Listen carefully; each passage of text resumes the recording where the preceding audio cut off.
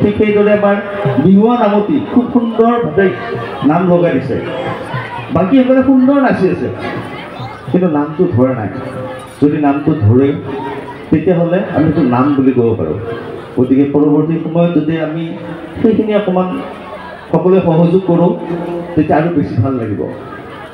এইটো এটা মোৰ অনুৰোধ, তেতিয়া আৰু বেছি সুন্দৰ হৈ উঠিব। এইখিনি মনত ৰাখিব বুলি আশা কৰিলোঁ। ধন্যবাদ, উজ্জ্বল ভৱিষ্যত কামনা কৰিছোঁ। ধন্যবাদ ছাৰ, আমি নিশ্চয় চেষ্টা কৰিম। ঠিক আছে বাৰু। আমি আমাৰ বিচাৰক মণ্ডলীৰ পৰা আমি বিহু উদযাপন সমিতিৰ পৰা প্ৰতি বছৰে বিহুৱা দলসমূহৰ সৈতে অকণমান এনেকুৱা ধৰণৰ দুই এটা প্ৰশ্ন সোধোঁ। একচুৱেলি এই প্ৰশ্নটোৰ দ্বাৰা আপোনালোকৰ মাৰ্কছ ক'তো কম বেছি নহয়। আপোনালোকৰ সৈতে আমাৰ বিহুবলীয়া ৰাইজেও দুই এটা কথা জনাৰ এটা সুযোগ দিয়া হয়। এটা নাচনীসকলৰ পৰা এটা কথা জানিব বিচাৰিছোঁ।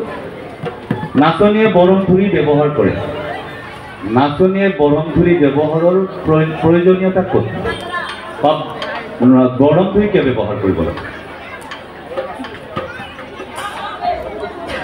আচলতে আমি আগতে লিপষ্টিক ব্যৱহাৰ নকৰোঁ, আৰু আগতে আমি মানে উৎসৱ উজ্জ্বল কৰি ৰাখিবলৈ আমি বৰমথুৰি ব্যৱহাৰ কৰোঁ।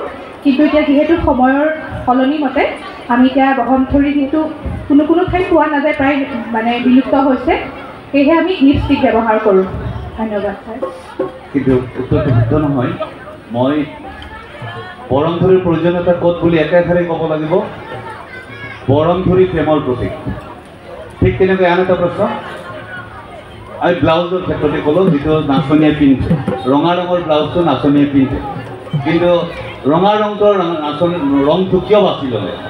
যদি নীলা, ক'লা, বেঙুনীয়া, হালধীয়া অন্যান্য ৰঙতো হ'ব পাৰিলেহেঁতেন, ৰঙা ৰংটো কিয় লোৱা হ'ল নাচনীৰ স্লাটোৰ ৰংটো? উজ্জ্বলতা, লগতে প্ৰেমৰ প্ৰতীক বুলিও কয় ৰঙা ৰংটো। প্ৰথমটো নহয়, উজ্জ্বলতাটোৰ পিছত আগতে হ'ল প্ৰেমৰ প্ৰতীক। ঠিক বৰমথুৰি যেনেকুৱা ৰঙা ব্লাউজটোৰো প্ৰয়োজনীয়তা সিমান। ধন্যবাদ। আপোনালোকৰ সৈতে অনাগত দিনসমূহত পুনৰ আপোনালোকৰ পদধূলিৰে আমাৰ বিহুতলীখন জীপাল কৰি ৰাখিব। আপোনালোকে সদৌতি বিহুৱতীৰ উজ্জ্বল ভৱিষ্যত আৰু দীৰ্ঘায়ু সুস্বাস্থ্য কামনা কৰিছোঁ। ধন্যবাদ। ধন্যবাদ। আৰু আমাৰ দলটিৰ ফালৰ পৰাও সকলো বিহুপ্ৰেমী ৰাইজলৈ ৰঙালী বিহুৰ বহুত বহুত শুভেচ্ছা জ্ঞাপন কৰিলোঁ। ধন্যবাদ।